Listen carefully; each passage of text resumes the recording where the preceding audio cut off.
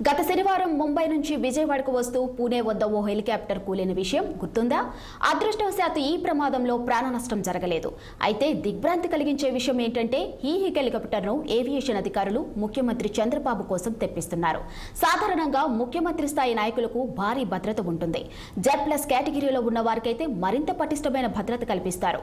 ముఖ్యమంత్రి ప్రయాణించే వాహనాల కాన్వాయ్ నుంచి హెలికాప్టర్ వరకు ప్రతిదీ పరిశీలించి సురక్షితమని నిర్ధారించుకున్న తరువాతే వినియోగిస్తారు. కానీ చంద్రబాబు కేటాయించిన హెలికాప్టర్ విషయంలో ఉన్నతాధికారులు ఉదాసీనతపై తీవ్ర విమర్శలు వస్తున్నాయి.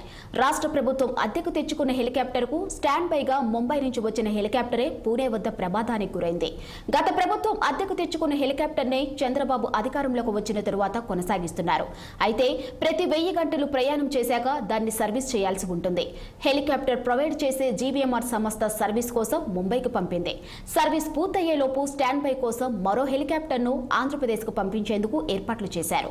అయితే హెలికాప్టర్ సామర్థ్యం, పనితీరు అంచనా వేయడంలో అధికారులకు నైపుణ్యం లేకపోవడంతో పాటు నిబంధనలు పాటించలేదనే విమర్శలు ఉన్నాయి.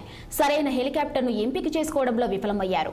వాస్తవానికి 10 ఏళ్ల కంటే ఎక్కువ సర్వీసు ఉన్న హెలికాప్టర్ను అద్దెకు తీసుకోరాదన్న నిబంధనలు ఉన్నాయి.